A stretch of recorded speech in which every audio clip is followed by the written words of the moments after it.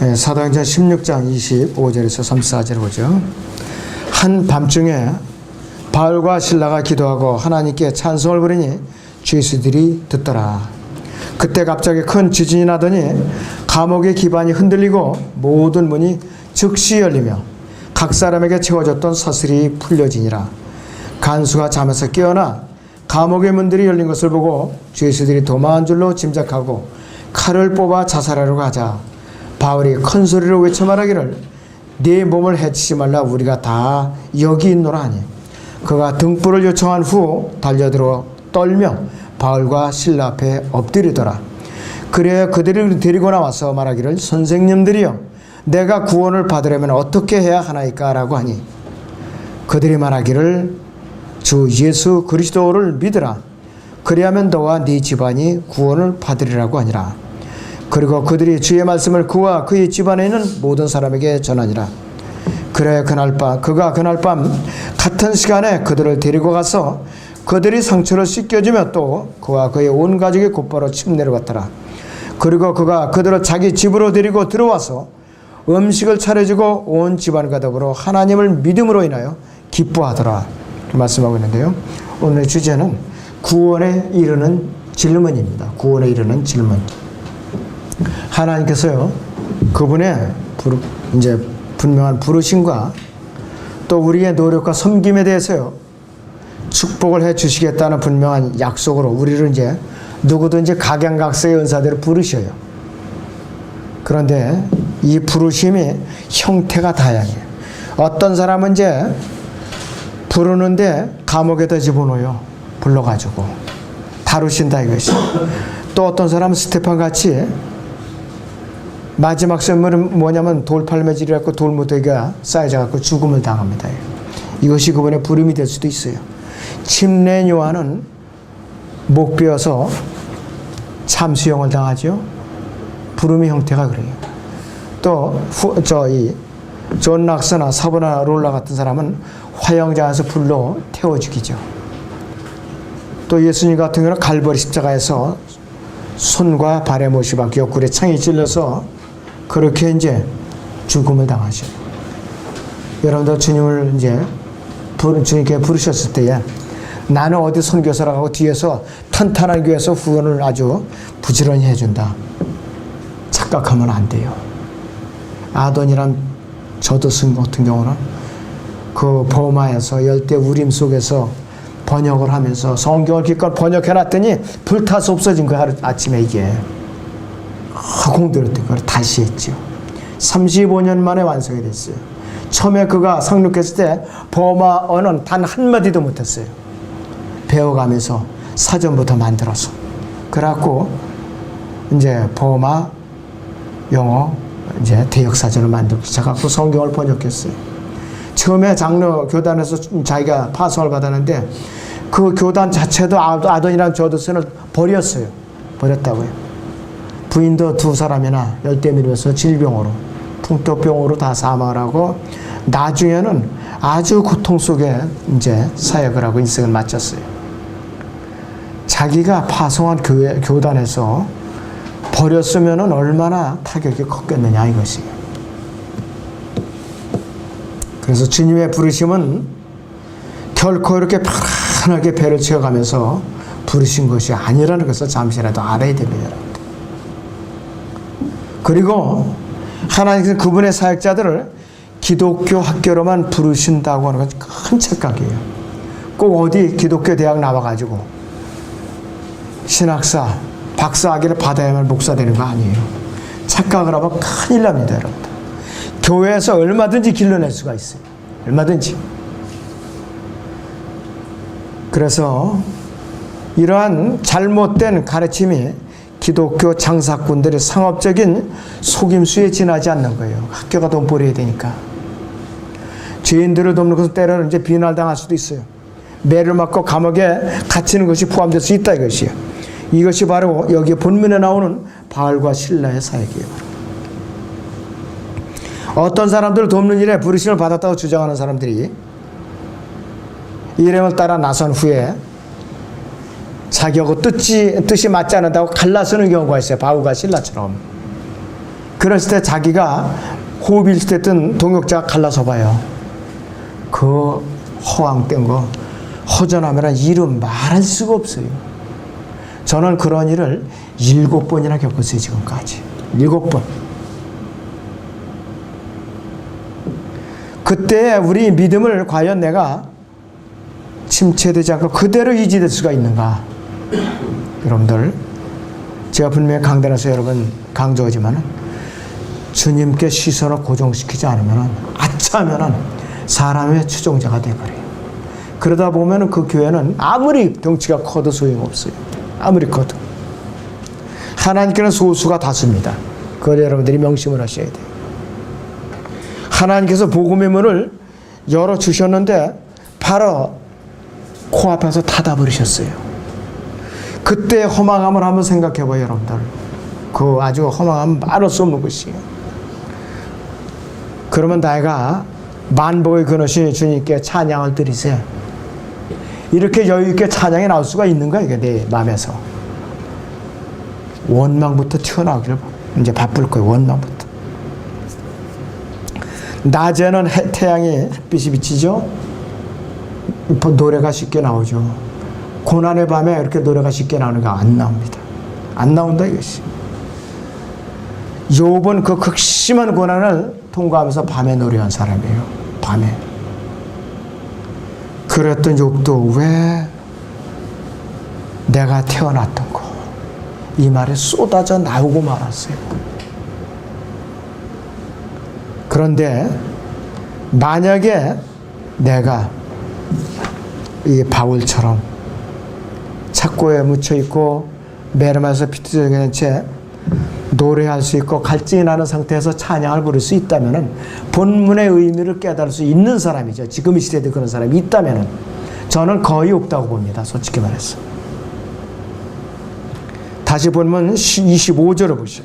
한밤중에 바울과 실라가 기도하고 하나님께 찬송을 부르니 죄수들이 듣더라 그랬어요. 죄수들이 듣더라 그랬어요.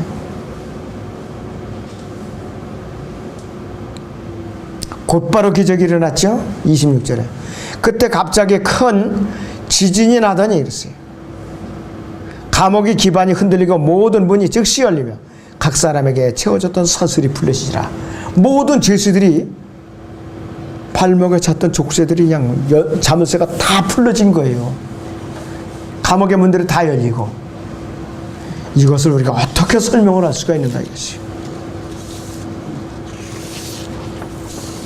이 발목에 착고를 벗겨난 이 지진치고는 참 희한해요. 아무리 지진이 크게 일어나도 세상에 이런 지진은 없었어요. 그때 바울 사도 때 외에는. 우시아 왕 때에 처음 지진이 여기 나와요. 성경에 보면은. 그런데 그런 지진이라도 사람 발목에 착고를 채워놨을 때 착고를 풀어줬다. 그런 지진은 기록이 없어요. 성경에. 그런데 바울 사도 일행에 그 착고에 채워진 지진은 분명히 이상한 지진이었었어요.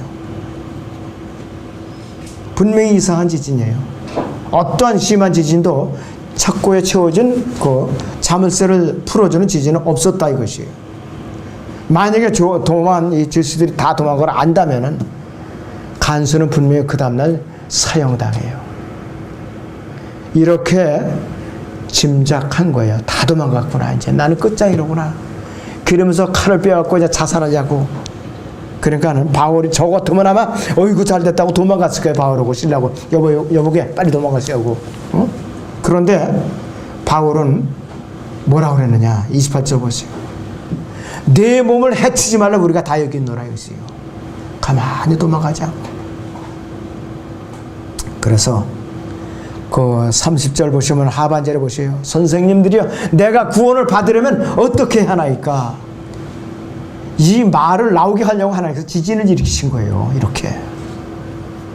그래서 이 빌립보 간수의 이 질문은 사형을 당하려는 두려움 이상이 뭔가 그 마음을 움직여서 죄에 대한 찔림이 하나님께 주시기 위해서 기적을 일으킨 거예요. 이거 외에 다른 설명을 우리가 할 수가 없어요. 빌립보 간수가 이 질문을 했을 때 그는 사실상 특별한 천재지변이기 때문에 그가 사형을 시키지 않을 수가 있죠. 이런 경우는 천지지변이니까. 간수가 벌벌 떨면서 횃불을 요청했죠. 너무 컴컴하니까. 29절 보세요. 어떤 상태인가. 그가 등불을 요청하며 달려들어와 떨며 바울과 신라 앞에 엎드리더라. 그래서 나 참 간수가 죄수들 앞에 이렇게 엎드리는 역사가 어디 있어요. 또 간수가 발길을 걷어차거나 쥐어박거나 죄수들을 갖다 채찍으로 때리면 때렸지 어떻게 거기서 꿇어 엎드리느냐 이것이에요. 이것도 또 말로 표현할 수 있는 초자연적인 역사예요. 이것도 하나님께서 구원을 받게 하라고 이렇게 구원에 이르는 질문을 하게 하끔 그렇게 한 거라 이것이에요. 내가 구원을 받으려면 어떻게 해야 하나이까? 그랬어요. 이 질문은 실제적인 질문인데요. 인간이 여태까지 6,000년 동안 해온 질문 중에 가장 실제적인 질문이라 이것이에요. 모든 사람이 반드시 죽게 돼 있죠. 그래서 무덤에서 사람을 구해낼 수 있는 유일한 한 가지 방법이 있어요. 성경적으로. 휴거 외에는 다른 방법이 없어요. 휴거 외에는. 하나님의 은혜로 거듭난 이 죄인들에게만 해당이 되죠. 죄인들에게만. 구약에서요, 휴거의 이제 예표인 에녹을 제외하고는 모든 사람은 지금까지 다 태어났다 죽었어요. 그리고 엘리야가 이제 올라갔었고, 구원에 대한 지금 이 질문은 이제 실제적이고, 그런데 이 세상의 모든 과학자들, 그 다음에 무천년주의, 후천년주의자들, 이들이 이 질문을 빼놓고 다른 질문을 한다면은 그들은 알맹이 없는 껍데기 질문을 하는 것이. 그럴 때는 성경에서는 어떻게 정의를 내리느냐. 로마서 3장을 보겠습니다. 10절에서 12절을 보면은 왜 그러면 이 질문을 해야 되느냐 이것이요. 로마서 3장 10절에서 12절을 보겠습니다.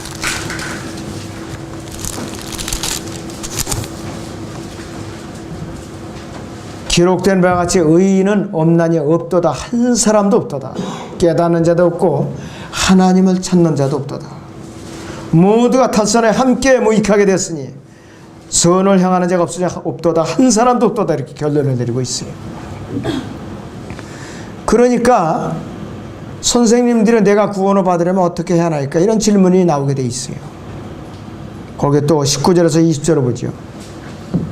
이제 율법이 말하는 것은 무엇이나 율법 아래 있는 사람들에게 말하는 것인지 우리가 아느니 그랬습니다. 이는 모든 입을 막고 온 세상이 하나님 앞에 죄가 있게 하려 함이니라 그랬습니다. 그러므로 율법의 행위로는 그분 앞에 의롭게 된 육체가 없나니 이는 율법을 통해서는 죄의 깨달음이 있음이니라 이렇게 선언하고 있어요. 내가 구원을 받으려면 어떻게 해야 하나이까? 이 질문은 자기 자신에 대한 개인적인 질문이에요. 단체적인 질문, 자기 자신에 대한 개인적인 질문이겠죠. 그래서 사람의 혼은 무엇과도 바꿀 수 없는 것이죠. 아무리 재산을 많이 갔어도, 아무리 건강해도, 또 자기가 아주 행복하게 살아도, 명예와 또 권력을 가졌어도 그 사람 인생 자체와 바꿀 수가 없어요. 그래서 누구든지 영원히 살아서 하나님께서 자기 자신의 혼에게 얼마나 큰 가치를 부여하기를 알기 전에는 하나님과 어떠한 올바른 관계를 맺어줄 수가 없어요. 자기 혼이 얼마나 소중한가. 그거를 깨닫기 전에는 모른다 이것이. 그래서 자기가 주님과의 죄의 문제를 해결을 보기 전에는 자기 혼이 얼마나 소중한가를 못 깨달아요. 못 깨닫는다 이것이에요. 아담 안에서 타락한 죄인이라고 깨닫기 전에는 하나님과의 관계가 맺어질 수가 없어요. 절대로 불가능한 일이라 이것이. 태어남 자체가 저주받은 죄인으로 태어났다는 것을 알아야 되는 것이에요. 로마서 5장 12절을 봅니다. 자, 거기 보시면 이렇게 말씀을 하고 있습니다. 이런 연유로 그랬어요. 이런 연유로 한 사람에 의해 죄가 세상으로 들어오고 그랬습니다. 그 죄에 의해 사망이 왔으니 그래야 모든 사람이 죄를 지었으므로 사망이 모든 사람에게 전달되었느니라 그랬어요. 아담 한 사람에 의해 세상에 죄가 들었어요. 6,000년 전에 그렇게 됐다 이것이. 참으로 피할 수 없는 사실이에요. 피할 수 없는 사실이라 이것이. 분명히 성경에서 이렇게 선언하고 있다 이것이. 이 세상에 어떤 다른 이름이나 길로도 구원을 받을 수 없는 것이에요. 그런데 우리나라에서 제일 큰 교회 목사 하나, 또 아주 사랑에 넘치는 어느 교회가 있어요. 한 분은 세상을 떠났고 한 사람은 은퇴했으면서도 여전히 지금 행세하고 있죠. 기독교와 불교의 교리는 결국 하나라. 이렇게 쏟아내고도 이렇게 존경을 받아요. 이상한 기독교 국가예요, 우리나라는. 이상한 기독교 국가.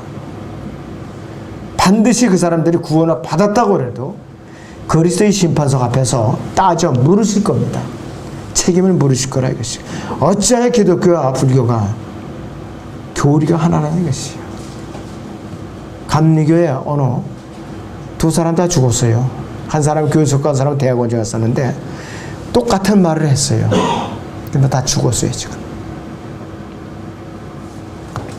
사도행전 4장 12절 있는 대로 그러므로 다른 이에게는 구원이 없다 그랬어요. 다른 사람에게는 구원이 없다 이것이에요.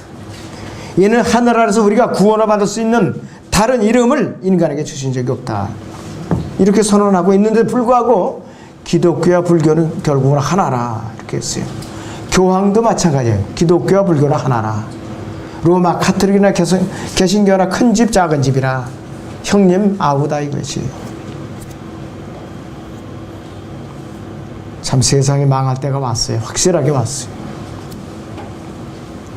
내가 구원을 받으려면 어떻게 해야 하나이까? 이 질문은 낮아질 대로 낮아진 아주 겸손한 질문이에요. 아주 겸손한 질문이에요. 선생님들이 내가 구원을 받으면 어떻게 해야 하나이까? 이 간수의 이 질문은 자기가 아주 최대한 대로 낮아진 겸손한 질문이에요. 빌라도의 질문하고는 정반대의 질문이에요. 빌라도 예수님 앞에서. 요한복음 18장 38절을 봅니다. 요한복음 18장 38절을 보겠습니다.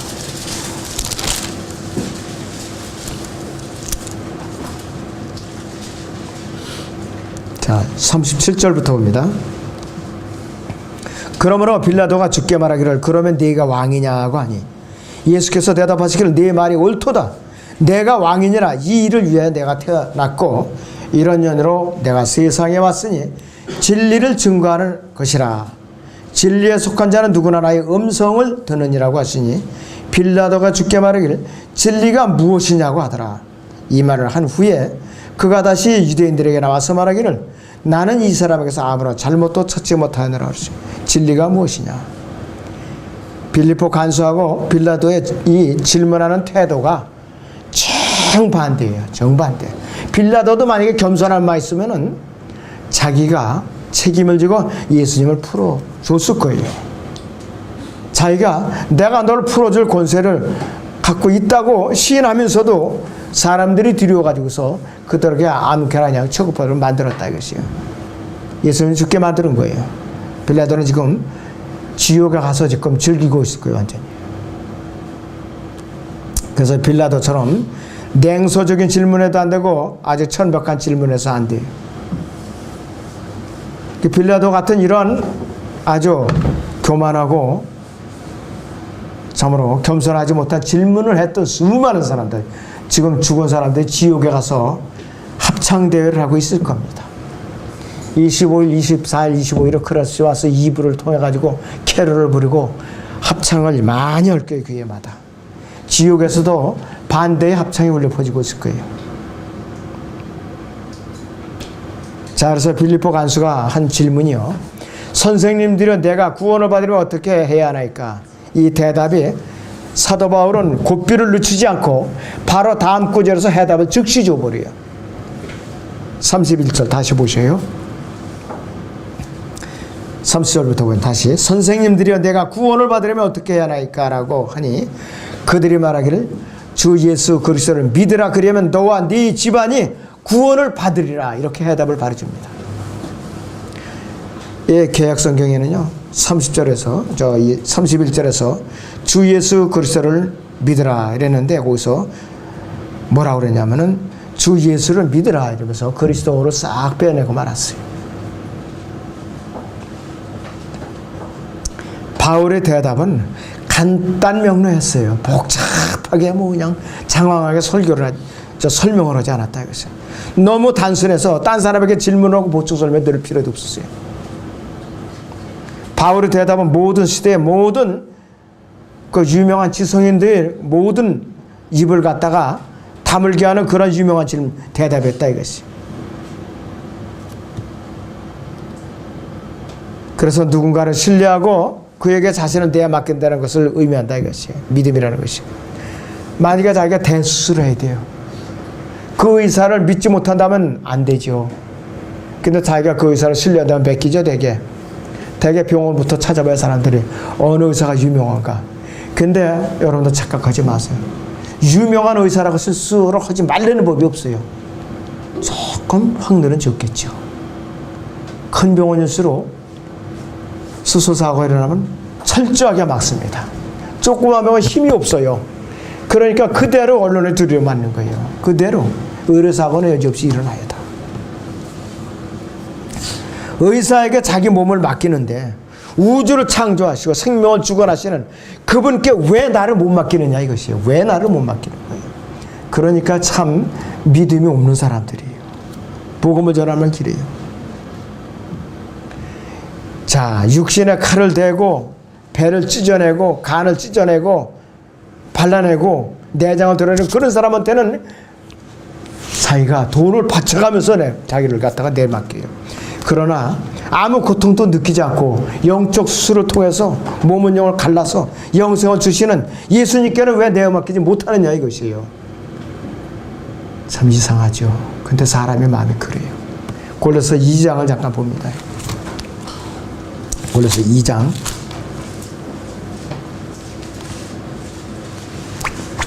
11절에서요 13절을 봅니다. 11절에 13절을 보시죠. 또한 너희가 그의 안에서 손으로 하지 아니한 할례를 받았으니 이렇습니다. 곧 그리스도의 할례로 육신의 죄들의 몸을 벗어버린 것이라. 너희가 침례를과 함께 장사되었고 또 하나님께서 그를 죽은 자들로부터 살리신 역사를 믿음으로 말미암아 너희도 그와 함께 살아나느니라. 너희 죄들과는 육체의 무할례 가운데서 죽었던 너희를 하나님께서 그와 함께 살리셔서 우리의 모든 허물을 용서하셨습니다. 우리를 거스르고 손으로 대적한 손으로 쓴 법령을 지워버리고 또 그것을 그의 십자가에 못 박아 없애셨으며 정사와 권세를 벗겨내어 그것들을 공개적으로 나타내시고 십자가로 그들을 이기셨느니라 그랬어요. 이러한 위대한 보장을 갖다가 절대로 받아들이질 않아요. 그러나 의사한테 수술을 맡기면은 언제든지 내가 수술을 받다 죽을 수가 있다 이거예요. 복음을 듣고 영생의 주인이신 그분을 맡기면 죽을 염려가 없어요. 영원한 생명이었기 때문에 절대로 죽을 염려가 없어요. 그분은 실수하지 않는 분이에요. 육신의 몸이 죽어도 살아날 수가 있잖아요. 부활할 수가 있잖아요. 그러나 아무리 유명한 의사라도 수술 때 오르면 언제든지 죽을 수가 있다. 그런데도 의사는 믿고 예수님은 안 믿는다 이것이. 참 마귀가 강력합니다. 믿음은 행위와 반대되는 것이에요. 믿음은 입을 통해서 이제 드러나는 것이. 왜냐하면 마음에 가득한 것을 입이 말하기 때문이라고 했어요. 어떤 사람이 예수님을 믿는다는 것은 육체로 오신 하나님이신 분 그분을 믿는 거예요. 육체로 오신 분. 우리가 그분을 본 적이 없어요. 그런데 여러분은 믿음으로 받아들일 거예요. 자, 그래서 우리는 예수님을 통해 하나님께 나오는 자들을 구원할 수 있다는 그 사실을 믿는 것이 예수 그리스도를 믿는 것이에요. 그것이 바로 본문 31절에 있는 말의 요지입니다. 이러한 믿음에는 입으로 고백하는 것이 반드시 필수적으로 따라야 됩니다. 예수 그리스도를 개인의 구세주를 믿고 영접해야 된다는 그 의미예요. 로마서 10장을 다시 보죠. 9절에서 10절을 보겠습니다. 왜 입으로 시인해야 되는가 이것이. 내가 내 입으로 주 예수를 시인하고 또 하나님께서 그를 죽은 자로부터 살리신 것을 내 마음에 믿으면 구원을 받으리라 했습니다. 이는 사람이 마음으로 믿어 의로 입으로 고백하여 구원에 이르기 때문이라고 했어요. 자, 빌립보 간수는요, 어지간히 성질이 나만큼 급한 사람인 것 같아요. 즉시 복음을 듣고 그날 밤에 그 와중에도 침례를 받았어요. 가족들이 밤중에, 그것도 나 세상에 밤중에 침례받은 사람은 지금 봤네. 그래도 그 에티오피아에서 가다가 낮에 침례받았잖아요. 이 사람은 밤중에 간수가 제수들을 데리고 나와서 복음을 듣고 영접하고 곧바로 침례받고, 그러고 나서 너무 감사해서 밥상까지 차려준 거예요. 너무 감사해가지고. 그리고 감옥으로 다시 들어가다가 또 거기다가 이제 감옥에다 다시 집어넣고 아침을 기다린 거예요. 아침을. 저 같으면은 무서워서 제수들을 밖으로 끌고 나가지 못할 거예요. 어휴, 큰일 나라고 다시 장가로 치고. 근데 이 간수는 특별한 사람이에요. 제수들을 데려다가 복음을 듣고 침례 순종하고 밥상을 차려주고 이랬던 사람이라 이것이. 이 시대에 이런 사람들이 주위에 있는가? 이런 마음을 가진 사람들이요. 보통 어디 형무소나 교도소에 간수한테 가서 가면 빨리 비켜나지 못하라고 소리라 버럭 질렀지, 이런 간수가 있겠는가? 거의 없을 거예요. 성령님께서는요, 죄의 찔림을 주시기 위해서 죄인들에게, 믿지 않는 죄인들에게 죄의 찔림을 주시기 위해서 이 땅에 오신 것이에요. 침례를 받지 않았다고 정죄하시는 것이 아니라 이것이에요. 이스라엘 민족이 성령을 받기 위해서 침례를 받아야만 할 때도 그들은 예수님을, 그들이 메시아를 믿지 않은 것에 대해 찔림을 받았어요. 그런데 여러분들이 믿는 것은 뭐냐 이것이에요. 내가 보이지 않는 것을 믿는 거예요. 보이지 않는 거. 보이는 것은 믿음이 아니라 행위입니다. 바로 곧바로 이게.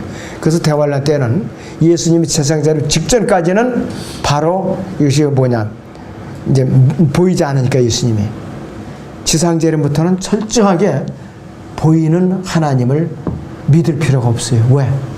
이제 보이니까 철저하게 명령에 순종만 해야 된다 이것이. 온 집안과 더불어 하나님을 믿었다고 그랬어요. 자, 거기 보죠. 그래서 이 침례를 주기 전에 먼저 그들 모두에게 하나님의 말씀이 전해진 거예요. 거기 32절을 봅니다. 그리고 그들이 주의 말씀을 그와 그의 집안에 있는 모든 사람에게 전하니라 했어요. 왜 예수님이 이 땅에 오셨는가? 갈려결하게 복음을 전했다 이것이. 그래야 그가 그날 밤 같은 시간에 그들을 데리고 와서 그들의 상처를 씻겨주며 또 그와 그의 온 가족이 곧바로 침례를 받더라. 그리고 그가 그들을 자기 집으로 들어와서 음식을 차려주고 온 집안과 더불어 하나님을 믿음으로 인하여 기뻐하더라 했습니다. 자, 그러니까 이 간수는 볼 일을 다 본 거예요 이제. 그리고 이제 행정관들이 온 거예요. 이제 풀어주겠다고. 선생님들은 내가 구원을 받으려면 어떻게 해야 하나니까 이 질문은 그 31절에 나오는 주 예수 그리스도를 믿으라. 그래야만 너와 네 집안이 구원을 받으려는 이 대답과 떨어질 수 없는, 분리될 수 없는 불가분의 질문과 대답입니다. 앞으로 이제 계속해서 빌립보 간수 같은 이 구원에 이르게 하는 질문은 타락한 아담에게서 태어난 죄인은 누구든지 예외 없이 해야 할 첫 번째 질문이에요. 누구든지 주저하거나 가로막거나 면박을 주거나 조롱하거나 멸시해서는 안 되는 아주 소중한 질문이에요. 이것이. 그렇기 때문에 빌립보 간수가 선생님들은 내가 구원을 받으려면 어떻게 해야 하나이까? 이 질문은 각자의 혼의 문제를 해결하고 영원한 생명으로는 첫걸음입니다. 이 질문이야말로 가장 아주 소중한 질문이에요. 과연 여러분들이 복음을 전했을 때에 아무개님 내가 구원을 받으려면 어떻게 해야 할까? 이렇게 겸손하게 물어보는 사람들이 참 드물어요. 지금은 드물어요. 그렇지만은 듣든지 안 듣든지 전해야 되죠. 전해야 돼요. 여러분들이 얼마나 무릎을 꿇느냐에 따라서 이러한 질문으로 곧바로 구원을 받는 사람들이 있을 때에 얼마나 마음이 기쁘냐 이것이에요. 이런 사람들은 멸류관에 딱 써요. 앞으로 끝까지 잘 자라나도록 나 이 사람들을 잘 보살펴 주면은 은으로 자기가 또 보상까지 받아요.